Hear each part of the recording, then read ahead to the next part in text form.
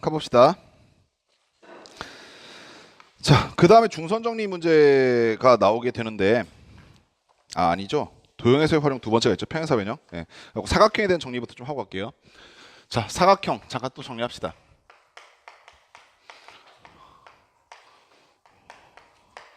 예전에 배우셨던 내용일 거야. 중학생 때 배우셨던 내용일 건데 다시 한번 또 해석을 해보시고 우리가 고등학교 때 어떠한 성질을 집중할 것인가도 정리해 놓으시기 바래요. 사각형의 정의가 무엇입니까? 라고 하시면 이름에 적혀있는 그대로 각이 4개인 도형을 사각형이라고 얘기합니다. 각이 4개인 도형. 그런데 이 사각형의 종류 중에 뭐가 있습니까?를 좀 한번 쭉 확인해 보시면 삼각형 같은 경우는 변이 3개밖에 없었기 때문에 두 쌍의 대변이 평행한 순간 삼각형이 나타날 수가 없어. 그치? 근데 사각형 같은 경우는 변이 4개니까 그 4개 변 중에서 평행할 수 있는 변들이 생기기 시작해. 그래서 처음에는 뭐 갖고 기준을 잡기 시작하냐면 평행한 변이 몇 개인가 가지고 기준을 잡아. 그래서 처음으로 정의되는 사각형이 뭐냐면 사다리꼴이야.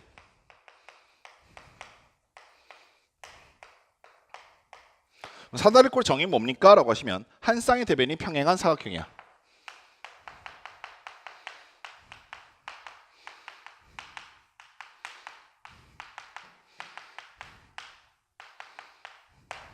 쉽게 생각해 보시면 이렇게 평행한 변이 있었을 때 나머지 변들은 뭐 아무렇게나 연결돼도 상관없는 거니까 나머지 두 변은 뭐 이런 식으로 생긴 거를 우리는 사다리꼴이라고 얘기한다. 그지? 그럼 두 번째, 아가들아 방금 전에 한 쌍의 대변이 평행한 거라고 정해놨으니까 이번에 나머지 한 변도 마저 조건을 걸어보겠지. 그래서 두 번째 조건은 뭐가 되냐면 두 쌍의 대변이 평행한 사각형을 말하게 되는데 그걸 우리 뭐라고 부르냐면 평행사변형 이렇게 부릅니다.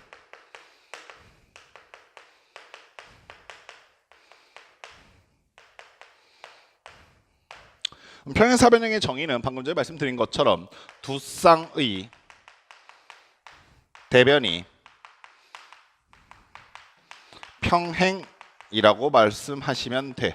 다만 이 평행사변형 같은 경우는 사다리꼴과 다르게 중요한 성질들이 여러 개 등장하다 보니까 너희가 그 순간마다 사다리꼴의 성질을 떠올릴 수 있어야 되는데 내가 이거 중학교 때 암기를 해놨을지 몰라도 지금까지 기억나는 경우 좀 드물잖아. 그래서 얘네들의 성질을 어떻게 잡아내시냐면 그려놓고 읽어낼 거야.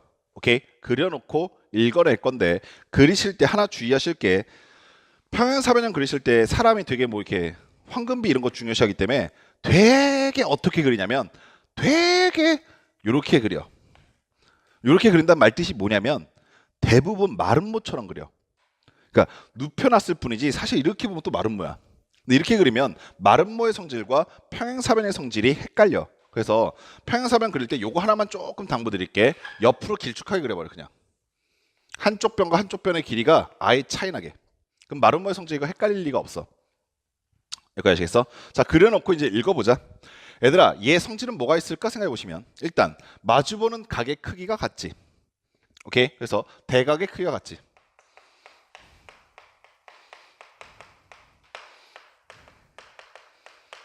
오케이? 두 번째, 마주보는 변의 길이가 같지. 그래서 대변의 길이가 같지.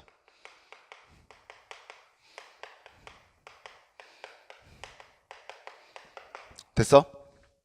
근데 조심할 거. 대각선이 한 각을 2등분한다. OX. 아니야. 안 해. 근데 선생님 아까 전에 염려했던 것처럼 만약에 너네가 이걸 마름모처럼 그려버리잖아? 그럼 이렇게 그려놓으면 왠지 모르게 2등분하는 것 같아. 근데 실제로 마름모에서 2등분한다 성질이 나와. 무슨 말인지 알겠어? 그래서 평행사변이 필요하다라면 옆으로 길쭉하게 그리던 거 위로 길쭉하게 그려버려. 아시겠어? 자, 그리고 또 뭐가 있습니까? 라고 하시면 재밌는 성질 중에 하나인데 대각선이 서로 2등분해. 직교는 안 해. 이것도 아까 우리가 이렇게 그리려면 직교하는 것처럼 보여. 그건 마름모의 성질이야. 아시겠어? 그래서 대각선이 서로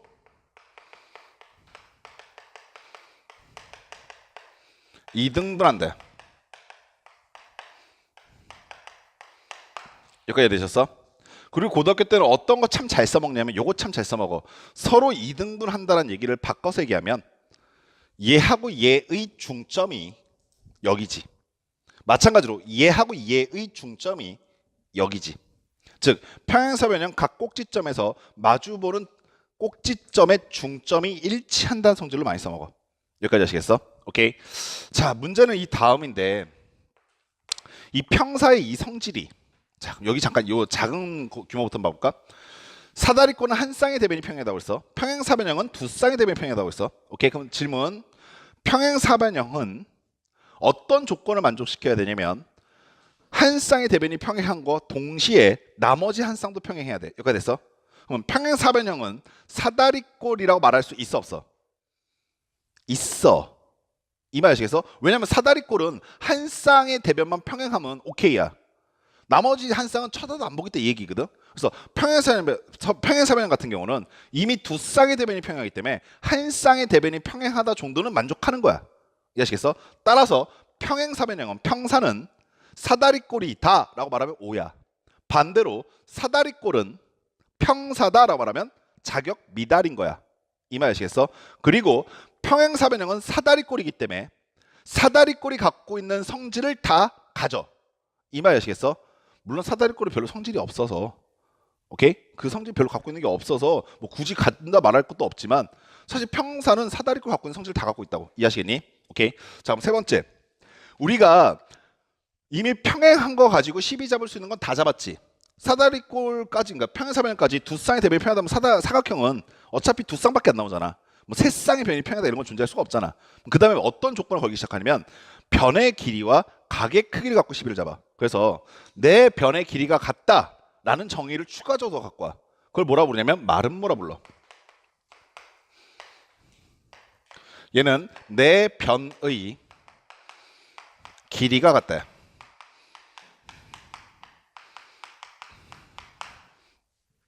여기까지 아시겠어? 그럼 아가들 요거 다시 집중.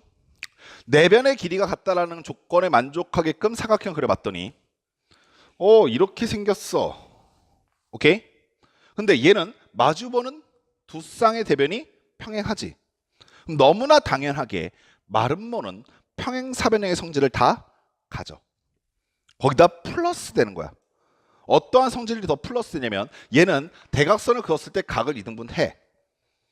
아시겠어? 두 번째, 얘는 대각선끼리 2등분 하는 거는 물론이거니와 서로 수직도 해. 어떤 상징인지 아시겠어? 됐니? 자, 그럼 또 나머지 하나 조건은 뭐가 할 수 있냐면 네 번째. 이번에 변의 길이는 이미 12 털었으니까 10이란다 조건을 걸었으니까 오케이? 이번에는 내 각의 크기를 갖고 얘기해. 그걸 뭐라고 하냐면 직사각형을 불러. 직사각형의 조건은 뭐냐면 정의는 내 각의 크기가 같다.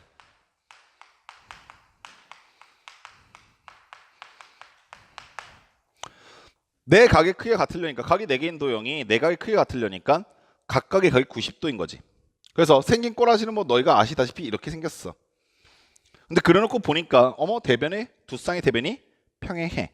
그럼 얘는 당연히 평사가 될 수 있어 라는 말뜻은 얘는 대각선끼리 서로 뭐해? 2등분해. 하지만 내변의 길이가 같은 조건을 만족시키지 못하기 때문에 얘는 마름모의 성질을 갖지는 못하는 거야. 이 말에 대해서 마지막 하나 딱 있는데 그게 뭐냐면 선생님 이미 뭐 조건 걸만한 거 다 걸지 않았어요? 그래서 이번엔 겹치는 거야. 뭘 겹치냐면 내 변의 길이도 같고 내 각의 크기도 같아. 그걸 우리 뭐라 부른다? 정사각형 이렇게 불러.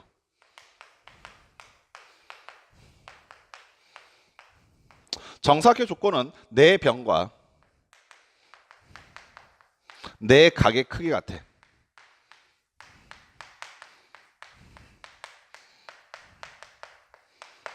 그럼 당연한 얘기겠지만 정사각형은 직사각형의 성질을 가져.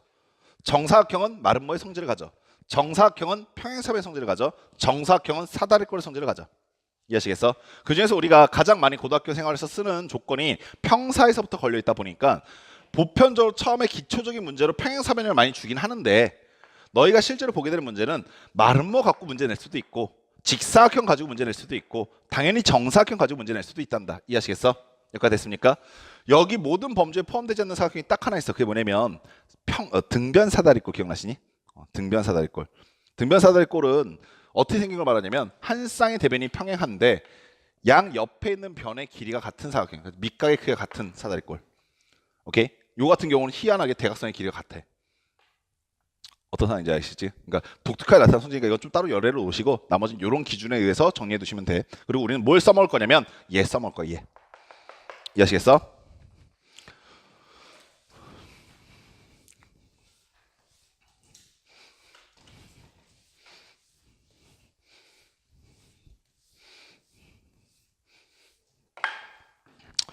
자, 31번 문제 보시면 평행사변형 ABCD의 세 꼭지점의 좌표가 A, B, C 각각 좌표를 줬고 그때 꼭지점 D의 좌표를 구해주세요 라는 문제야. 자, A점부터 한번 확인해 봅시다. A는 문제 내에서 1,6이라고 주어졌고요. 자, B는 2,3이라고 주어졌고요. C는 6,1이라고 주어졌어요. 그리고 D는 구해달라고 했으니까 모르니까 X, Y라고 둘 겁니다. 이렇게 됐죠? 아, 그리고 요거 또 하나 상식. 선생님 중학교 거 정리를 이것도 한번 얘기는 했을 거야. 근데 지금 필요하니까 다시 한번 상식적인 얘기. 삼각형 같은 경우는 별로 고민이 안 되는데 이름을 지을 때, 네이밍을 지을 때 선생님이 이렇게 짓는다고 얘기했었지. 마주보는 각과 마주보는 변의 이름을 맞춰 놓는다. 기억나시니? 만약에 여기가 라지 A, 라지 B, 라지 C라고 한다면 마주보는 변의 길이가 스몰 a, 스몰 b, 스몰 c가 된다. 이 얘기 했나? 여기까지 됐지? 근데 삼각형 같은 경우는 이건 별로 뭐 고민이 안 되는데 사각형 같은 경우 이런 고민할 때가 있고 실제 이런 실수하는 애들이 되게 많아. 어떤 거냐면 유진아, 도시락 이름을 붙일 때 A, B 그리고 C, D 이렇게 하면 안 돼. 이름을 어떻게 붙여야 되냐면 시계 방향 혹은 반시계 방향으로 일괄 방향으로 져야 돼. 그래서 여기가 A고 여기가 B면 여기가 반드시 뭐여야 돼? C여야 해. 그리고 여기가 반드시 D여야 하는 거야. 반대도 가능해. 여기가 A고 여기가 B면 여기가 C고 여기가 D일 수는 있어. 근데 A, B, C, D 이렇게 짓는 건 정말 뭐랄까 좀 그시기해. 뭔 말인지 알겠지? 그래갖고 요거는 상식적으로 이해하시고 이 상황에서 내가 지금 A와 B와 C의 좌표를 알고 있는데 D의 좌표 구해주세요 라는 상황인 거야. 문제가 확 눈에 안 들어오면 아까 전에 분명히 뭐라고 말씀드렸었냐면 좌표평면 위에 그려보면서 고민하시라고 그랬어요. 자, A의 위치는 어딜까라고 하시면 뭐 1,6이니까 여기쯤 있다라고 합시다. 1,6. B라고 하는 점의 좌표는 2,3이니까 한 칸 더 갖고 위로 올라갔으니까 여기 정도에 B가 있다라고 할게요. 그래서 여기가 2,3이야. C라고 하는 점은 6,1이라고 했으니까 여기 정도에 6,1이 있다고 합시다. 그럼 C는 6,1 이렇게 됐을 겁니다. 그럼 D는 A, B, C가 이렇게 이름이 지어져 있으니까 D는 반드시 이쪽 어딘가에 있겠죠. 그래서 대충 여기 정도에 그냥 감으로 일단 찍어 놓고 X, Y라고 나타내고 평행사변형을 반갑게 맞이합시다. 여기가 됐어요? 그럼 저 D점을 어떻게 구합니까? 라고 하시면 우리가 앞에서 배웠었던 내분점 공식 중에서 그리고 평행사변의 성질 중에서 두 마주보는 꼭지점의 중점이 일치한다는 사실을 이용할 거야. 그래서 A와 C의 중점을 구한 다음에 A와 C의 중점을 구한 다음에 B와 D의 중점도 그것과 동일한 점이 된다는 사실을 이용하려고. 이해하시겠니? 그러면 이 점의 좌표는 A하고 C 입장에서는 X끼리 더하니까 7. 그래서 2분의 7. Y끼리 더하니까 7. 그래서 2분의 7이지. 이해하셨어? 근데 그게 누구랑 같아야 되냐면 B하고 D의 중점하고도 같아야 된다는 얘기거든. 따라서 X끼리 더하니까 X 플러스 2. 2로 나누니까 2분의 X 플러스 2. 컴마 Y 좌표 같은 경우는 2분의 Y 플러스 3 이렇게 된다라는 뜻입니다. 두 점의 좌표가 서로 같기 때문에 X는 X끼리 Y는 Y끼리 같겠다 이해하시겠어요? 따라서 최종적으로 2분의 7은 2분의 X 플러스 2다. 따라서 X는 얼마다? 5입니다 라고 쓰시면 되는 것이고 2분의 7은 2분의 Y 플러스 3이다 라고 했으니까 Y는 얼마다? 4입니다 라고 얘기하시면 되는 겁니다. 이해하시겠어? 다시 한번 말하지만 이 문제가 평행사변형 전용 문제가 아니라 평행사변형의 성질은 직사각형, 마름모, 정사각형에도 다 동일하게 나타나는 성질이기 때문에 너희들이 푸는 문제들 중에는 평행사변형을 다른 도형의 이름으로 바꿔놨을 수도 있어. 순간적으로 어떤 포함관계를 갖는지 확인해 보시고 아 이거 평행사변형 성질 같겠네 라고 하면서 이용해 먹으시면 되는 거야. 아시겠지? 됐습니까? 자, 그리고 33번 문제를 바로 갈 건데 33번 문제에 부연 설명이 없는 이유는 선생님이 저번 시간에 중선 정리는 설명을 해드렸었죠. 뭐와 곁들여서 설명해 드렸었냐면 무게중심과 곁들여서 설명해 드렸었어요. 오케이? 그래서 중선 정리를 왜 중선 정리라고 불렀는지 하나와 두 번째 공식은 뭐였었는지 라는 거 두 가지 좀 따져보시고 증명은 따로 안 하겠습니다. 이번 시간에 안 한다는 거지? 하긴 했어. 알겠죠? 자, 삼각형이 주어졌을 때 임의의 삼각형이야. 핵심이 중선이라고 그랬어. 중선. 그러면 너희가 어떤 선분에 중점이 필요하다는 사실을 좀 인지하셔. 자, 이 상태에서 마주보는 꼭지점과 걔를 연결한 상태야. 자, 변이 어떤 게 주어져야 되냐면 이 꼭지점을 포함하고 있는 두 변, 여기를 A, 여기를 B라고 하자. 그리고 여기 길이와 여기 길이가 같기 때문에 문제 조건에 따라서 하나만 줬을 수도 있고 길게 줬을 수도 있어. 그거는 너희가 속지 마. 알겠지? 그래서 선생님은 공식을 이용하고자 하는 거니까 여기를 C라고 둘게. 마지막으로 빨간 선분의 길이를 X라고 두면 내가 중선정리를 이용할 수 있는 모든 조건들을 지정한 거지. 자, 이 상태에서 A제곱 더하기 B제곱은 2배의 C제곱 플러스 X제곱이 된다라는 것이 중선정리라고 얘기했다. 증명은 뭘 이용한다고 그랬어? 피타고라스 정리 이용해서 보조선 하나 긋고 직각삼각형 찾으면서 했어. 기억나시지? 자, 그러면 이 33번 문제도 너희가 이러한 중성 정리를 어떻게 적용시킬까라는 타이밍을 잡으셔야 되는데 이게 되게 중요한 게 수학은 증명하고 난 다음에 거기서 끝 이게 아니라 문제에서 어떠한 조건 때문에 내가 얘를 떠올려야 될 것인가를 같이 생각해 두는 게 중요해. 알겠어? 문제 봐봐.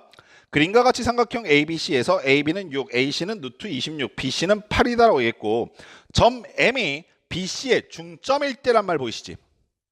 내가 어떤 삼각형에서 갑자기 밑변 하나를 중점을 잡아서 반으로 쪼개고 있으면 그리고 무언가 새로운 변을 길이를 구해달라고 요구하는 거면 아, 내가 쓸 수 있는 게 중선 정리가 있겠구나라고 생각하셔야 한다고. 아시겠어? 그래서 문제 33번 갑니다.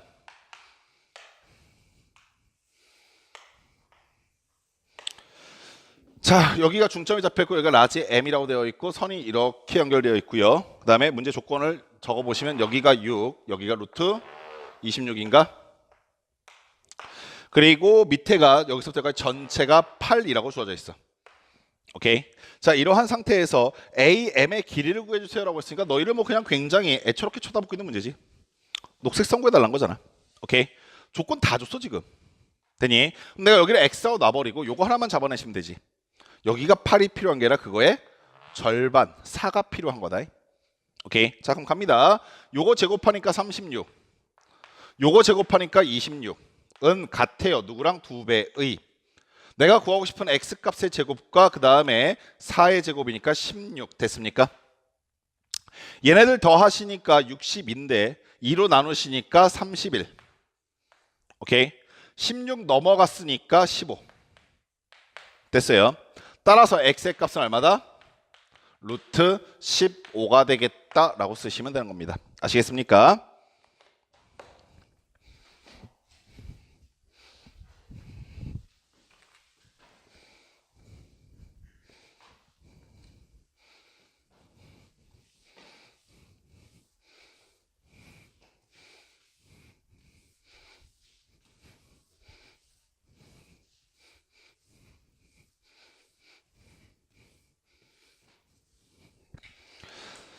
자, 마지막 35번 문제 가봅시다.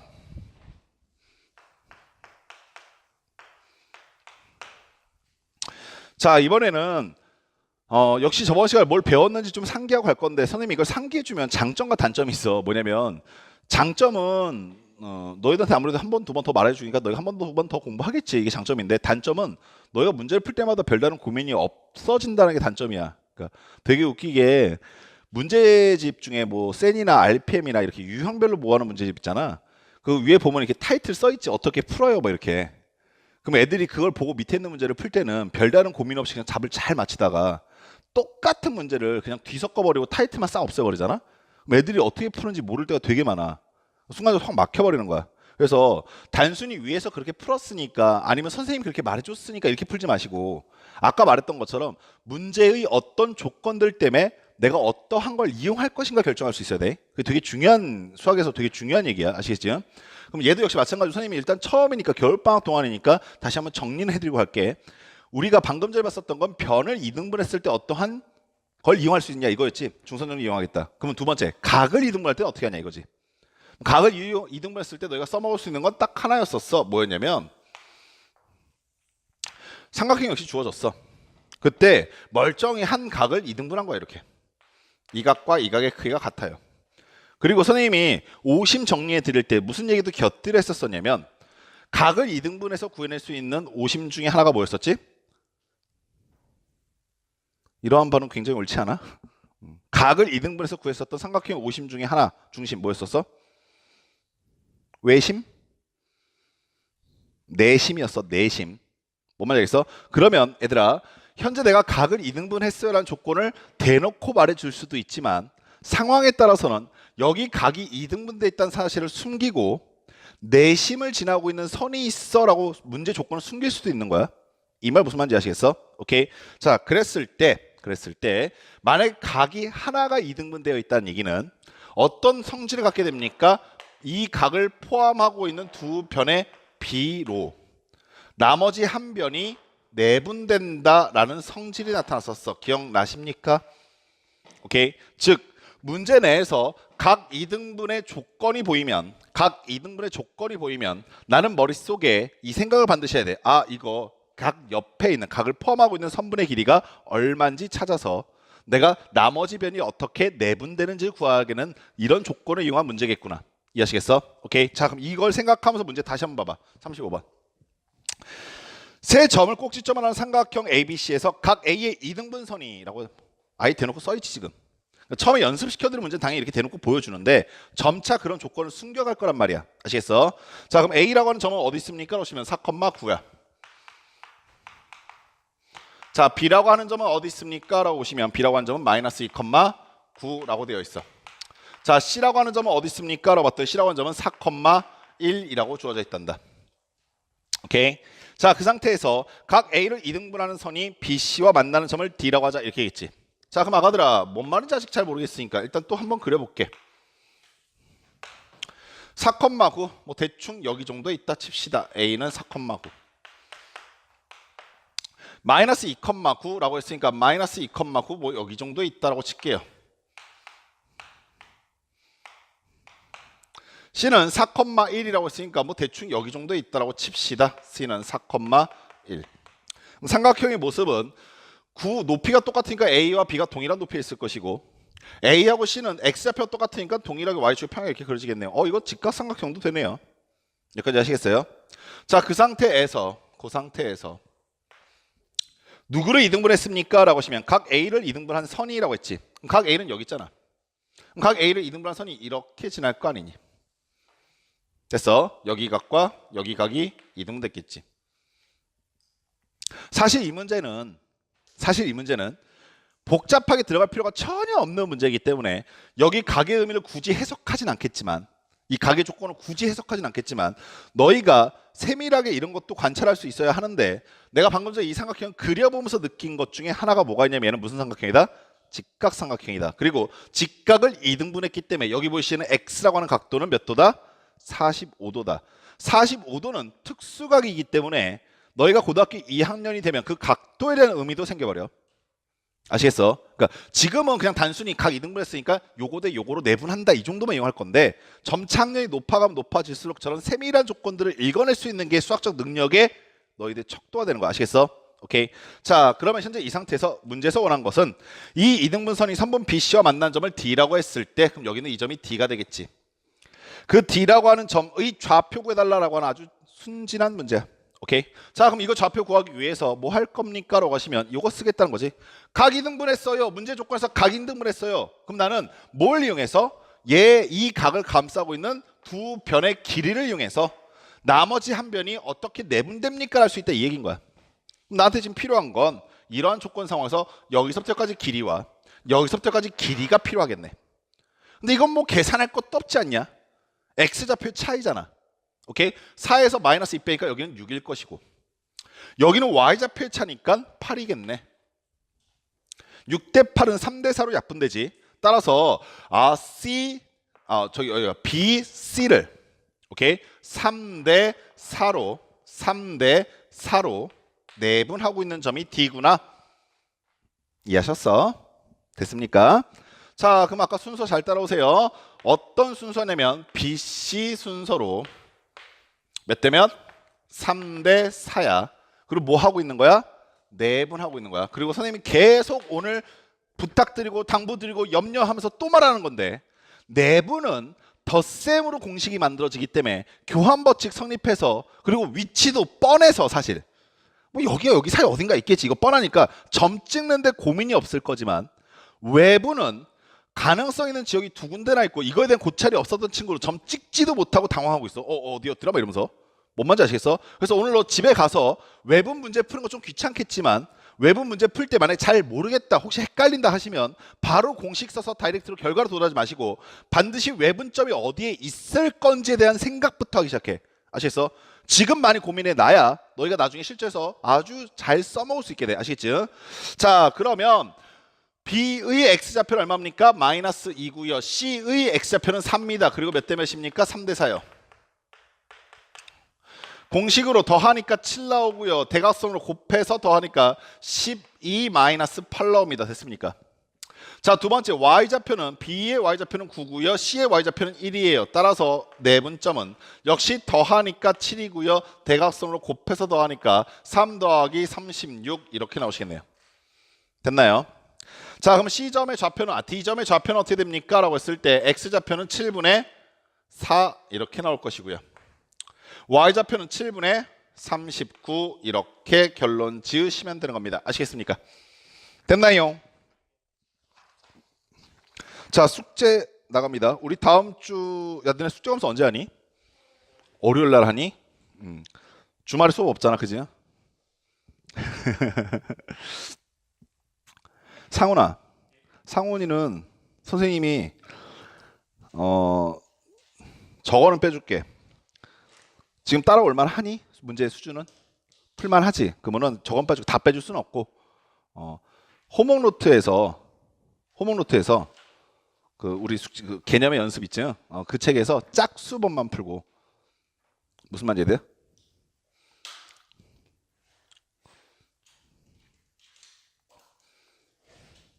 이거 상훈이 얘기, 저 선배 얘기만 하는 거야. 나머지 친구는 다 풀어야 돼. 맞지? 우리가 보고 있는 책 이름이 올바른 수학의 개념. 이 책은요, 숙제가 맨 처음부터 직선의 방정식 맨 처음부터, 평면좌표 맨 처음부터. 오케이? 몇 번입니까? 1번이죠? 오케이? 1번부터 55번까지요. 다만 앞에서 풀었던 거 다시 풀어야 돼요 라고 묻고 싶은 친구들, 그 문제를 다시 다 풀란 얘기가 아니라 앞에서 지나갔던 숙제들 중에는 별표 쳤던 문제들만, 무슨 말인지 아시겠어요? 자기가 별표 쳤던 문제들만 다시 풀어보시기. 아시겠죠? 어차피 우리 다음 주에 시험 본다고 그랬으니까 꼭 풀어보셔야 될 거야. 이해하셨어요? 56번이요. 미안해. 56번. 죄송합니다. 제가 노안이라서. 두 번째, 호목노트는 역시 마찬가지로 평면좌표 처음 시작하는 문제에서부터 557번까지 이거 역시 마찬가지로 다 푸는 건, 그러니까 아예 앞에서 풀었던 것도 다 푸는 게 아니라 자기가 앞에 풀어놨던 부분은 별표 친 문제들만 푸시고 뒤에 아직 안 풀었던 문제들은 557번까지 완성을 시켜놓은 것이라는 얘기예요. 이해하시겠습니까? 문제책 여기까지 하셨어요? 오케이. 그리고 시험은 여기 책에 실려 있는 것과 비슷한 수준으로 낼 거예요. 오케이. 그리고 상훈이는 선생님이 지금 2학년도 숙제가 굉장히 많이 나가고 있는 상황이라 조금 버거울 수 있겠다 생각이 들어서 2학년 수업 말고 1학년 수업은 짝수번만, 무슨 말이겠지? 홀수 짝수에서 짝수번만 푸세요. 아시겠습니까?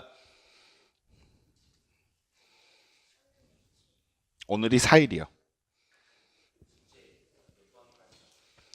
호목 노트 557번 557.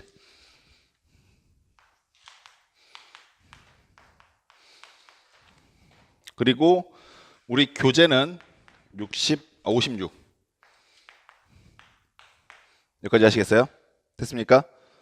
저번에 숙제 제출하셨던 결과가 지금 쭉 벽에 걸리고 있어서 선생님 봤더니 유진이가 지금 제출을 안 해서 아마 빨간색 스티커 붙어 있을 거고, 나머지 친구들은 그래도 어느 정도 해오려고 굉장히 아둥바둥 거리고 있다라고 그 예진쌤이 얘기하더라고. 그리고 유진이도 아마 이번 주 수요일인가 토요일날까지 완벽하게 제출한다고 했으니까 꼭 약속 지키시고, 나머지 친구들도 아둥바둥 열심히 하고 계시다는 얘기를 들으면서 선생님이 되게 좀 보람 느꼈는데, 이 생각을 늦추지 마세요. 그러니까 가끔 애들이 그런 얘기 할 때가 있다. 뭐 애들끼리 뭐 좀 낯설어서 뭐 약간은 좀 서먹서먹해서, 근데 얘들아 너네 여기 친해지려고 온 거 아니야. 무슨 말인지 되지? 그러니까 서로 뭐 싸울 필요는 없지만 서로 침묵을 도모하기 위해서 여기 온 게 아니야. 그리고 선생님이 항상 얘기하는데 괜히 이러면 또 우정 브레이커 같이 느껴져서 좀 그렇긴 한데 진짜 친한 건 서로 같이 공부를 안 하면서 서로 위로해 준 게 진짜 친한 게 아니야. 무슨 말인지 이해돼? 그러니까 시험 끝나고 나면 왜 그런 얘기 막 주고받는다? 아, 난 망했어. 그럼 그거 위로해 준답시고 난 더 망했어. 난 뭐 이제 한강 갈 거야. 그럼 나도 따라갈 거야. 뭐 이러면서 서로 막 위로해 줘. 근데 그거는 친한 우정이 아니야. 무슨 말인지 알겠니? 그러니까 물론 결과가 나오고 난 다음에 그러고 난 다음에 걔한테 그냥 기분을 살짝 이렇게 좀 이렇게 보듬어 준다는 느낌으로 그런 말 하는 거 정도야 선생님이 그럴 수 있다고 생각이 드는데 시험 보기 전부터 무언가를 하기도 전부터 막 서로 공부 안 할래 우리 맥도날드 가서 공부할래 이런 헛소리나 하고 있고 맥도날드에서 무슨 햄버거 먹어야지 그지 거기서 공부를 해 무슨 말 알겠어? 커피숍 이런 데서는 차 마셔야지 왜 거기서 공부를 해 공부는 집에 가서 하시던가 도서실 가서 하세요 아시겠죠? 그리고 그럴 때 만약 친구가 놀고 있거나 혹은 자고 있거나 아니면 뭐 딴짓하거나 아니면 왜 너희들끼리 그런 거 있잖아 되게 웃긴 거 얘기해 줄게 너희 선배들 중에 이런 애가 되게 많았어 고3들 특히 와갖고 나한테 맨날 뭐라고 얘기하냐면 선생님 얘 게임해요 이거 일러 바쳐 근데 그 일러 바치면 그 게임하고 있던 애는 화들짝 놀래가지고 막아 이게 뭐야삐 막 이러면서 욕을 한단 말이야 근데 사실 그거 되게 고마운 행동이잖아 무슨 말 알겠어? 그거 정말 고마운 행동이잖아 친구가 같은 목표를 두고 있으면 비슷한 행동을 해야 될 텐데 갑자기 다른 행동을 한다고 생각해봐 뭐 게임도 하고 갑자기 뭐 다른 애랑 뭐 어쩌고저쩌고 이상한 짓도 하고 하면은 그걸 일러주는 건 당연히 A 아니야? 무슨 말인지 알겠어? 그러니까 친구들이 그런 얘기 다른 공부와 관련되지 않은 다른 행동했을 때 서로 자제시킬 수 있는 게 진정한 우정이야 아시겠어? 그러니까 그런 거 명심해서 공부하시고 그러면서 시험 공지 마지막 실무적으로 1월 며칠이죠? 1월 9일 다음 주 수요일 날 선생님 수업 시간 첫 번째 시간에 약 40분에 걸쳐서 테스트 보고 그리고 이후에 직설의 방식을 시작할 건데